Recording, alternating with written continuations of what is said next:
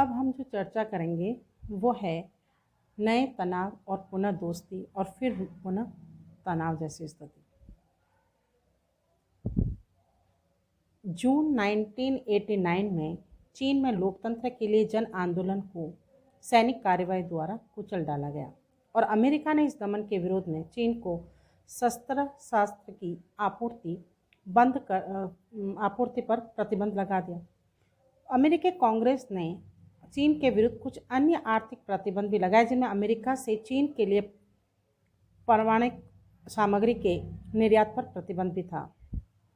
इस अवसर पर अमेरिका के विदेश मंत्री ने स्पष्ट किया कि इन प्रतिबंधों के बावजूद बुश प्रशासन चीन के साथ सहयोग जारी रखने के पक्ष में है।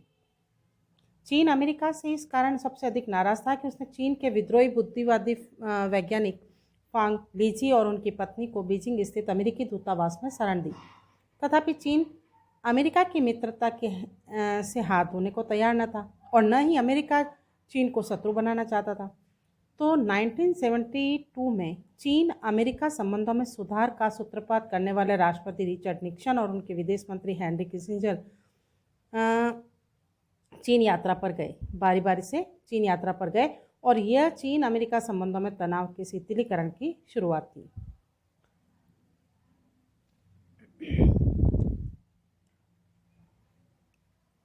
नाइनटीन 90s के आरंभ में चीन अमेरिका संबंधों में सुधार नजर आने लगा और चीन ने यूएनओ की सुरक्षा परिषद में अमेरिका के उस प्रस्ताव पर निषेधाधिकार का प्रयोग नहीं किया जिसमें कहा गया कि यदि इराक 15 जनवरी 1991 तक कुवैत से नहीं हटता है तो उसके विरुद्ध बल प्रयोग किया जाए। तो बिल क्लिंटन के कार्यकाल में चीन तथा अमेरिका के संबंध में उतार चढ़ाव की स्थिति देखी गई और चीन और अमेरिका के बीच विभिन्न मुद्दों पर विवाद और तनाव की स्थिति उत्पन्न हुई। इनमें चीन द्वारा पाकिस्तान को प्रेक्षपात्रों से संबंधित प्रौद्योगिकी की आपूर्ति करने, चीन द्वारा अमेरिकी विरोध के बावजूद निरंतर आणविक विस्फोट करने तथा मानव अधिकारों के संरक्षण जैसे मुद्दों को गिनाया जा सकता है।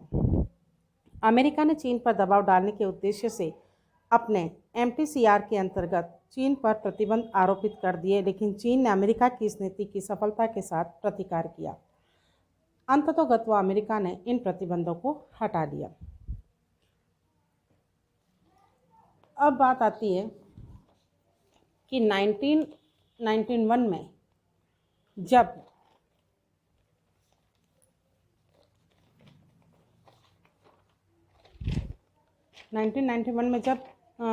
USSR समाप्त हो गया और उसकी जगह रूस उभर कर आया, तब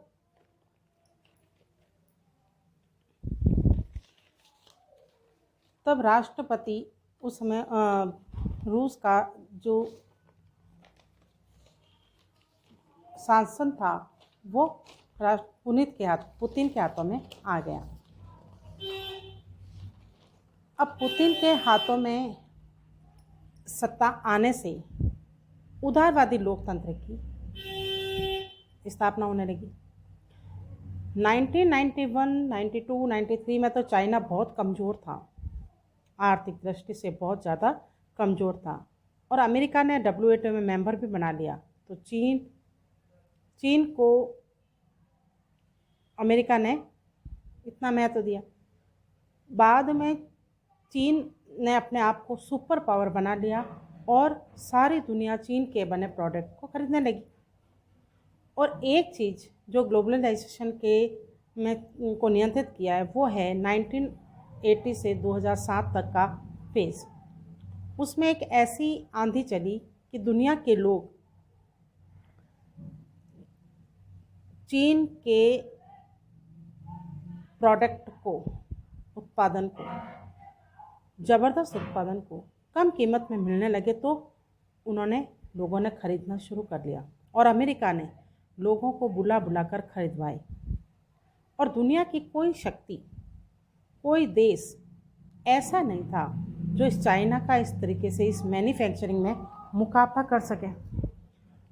तो इस चीज़ का फ़ायदा चीन लेता आया और अपना जो मैन्युफैक्चरिंग है उसको वो एक्सपोर्ट भी करता रहा। तो दुनिया की आर्थिक सरप्लस जो है वो चाइना खा गया। तो चीन इतनी ताकतवर बन गया कि अमेरिका में निवेश करना उसने शुरू कर दिया। शी जिनपिंग ने अमेरिका की वेंडर फाइनेंसिंग को शुरू करने में लग गया। अब चाइना की जो स्केल है वैसे स्केल विश्व के किसी भी राष्ट्र के पास नहीं है।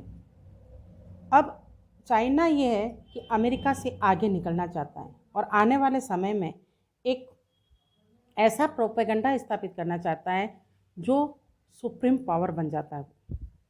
अमेरिका हालांकि बड़ा राष्ट्र है, लेकिन धमकी से इसे हम प्रोपेगेंडा को बदल नहीं सकते।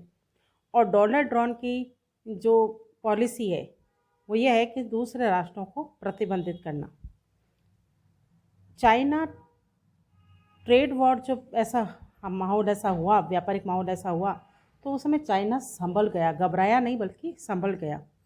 वो बोलता कुछ है, करता कुछ है, दिखाता कुछ है, छुपाता कुछ ज़्यादा है, ऐसे उसकी प्रवृत्ति होने लगी।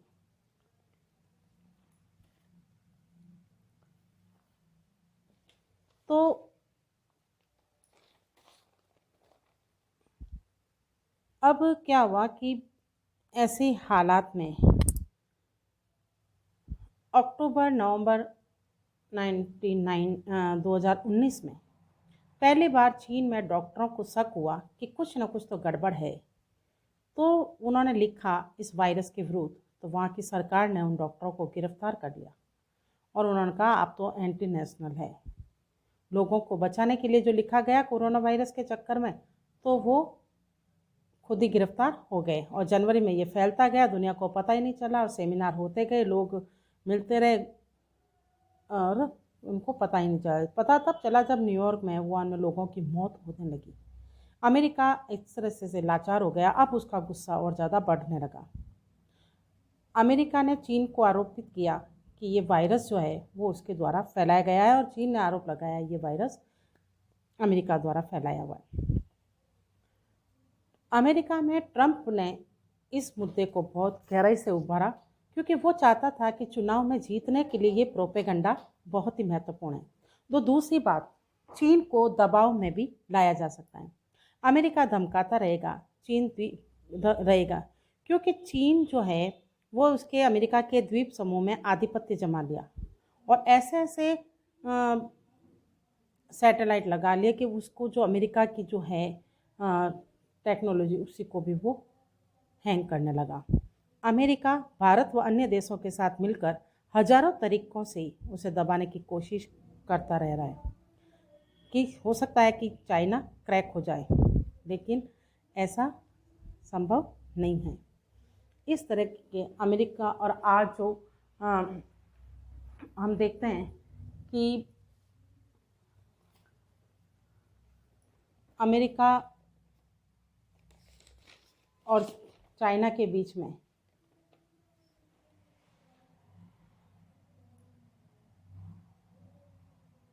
वायरस के कारण काफ़ी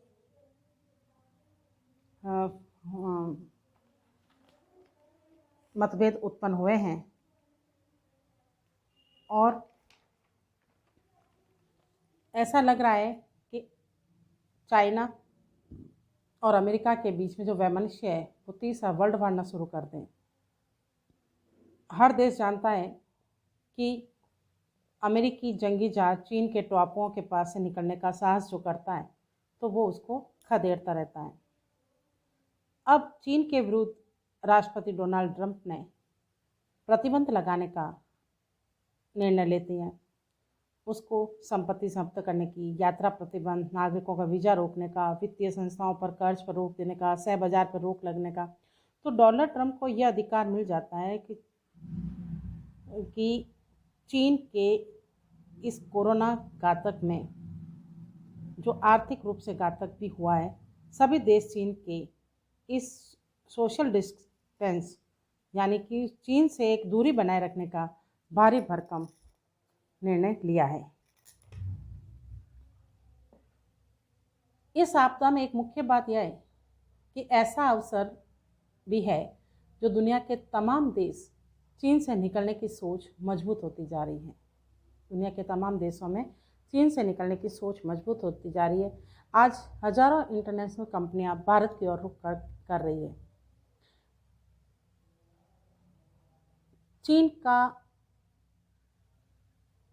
मानना है कि चीन का जो घाटा है वो भारत के लिए फ़ायदा हो सकता है। ताइवान की कंपनियां, अमेरिका की कंपनियां, मेडिकल कंपनियां, ये सब चाइना को छोड़कर भारत के साथ रोजगार करने के लिए भारत के साथ जुड़ने का काम शुरू कर रही है। चीन में बेरोजगारी बढ़ेगी, अमेरिका दबाव बना रहेगा, यूएनओ में विरोध होगा, कोविड पर विरोध होगा, चीन की ज़मीन पर कब्जा करने का भी आरोप होगा। ये सारे जो भी बात है वो भारत के लिए एक रोजगार और जो साउथ चाइना में दादागिरी दिखा रहा है वो भी उसका समाप्त होने वाला दिखाई देगा। इस प्रकार हालांकि अमेरिका एक बड़ा देश है, पर चीन टेक्नोलॉजी में बहुत आगे है, डॉलर का एक रिप्लेसमेंट के लिए भी तैयार है। अब जो बाइडेन नया अमेरिका का नया राष्ट्रपति है वो चाइना के साथ संबंध भी बनाए रखना चाहता है, कॉपरेशन भी चाहता है और उसके साथ इस महामारी से जूझने के लिए भी वार्ता करना चाहता है, या उसके साथ जो तकनीकी मतभेद है वो भी उसको सुलझाने के लिए कोशिश करता रहेगा।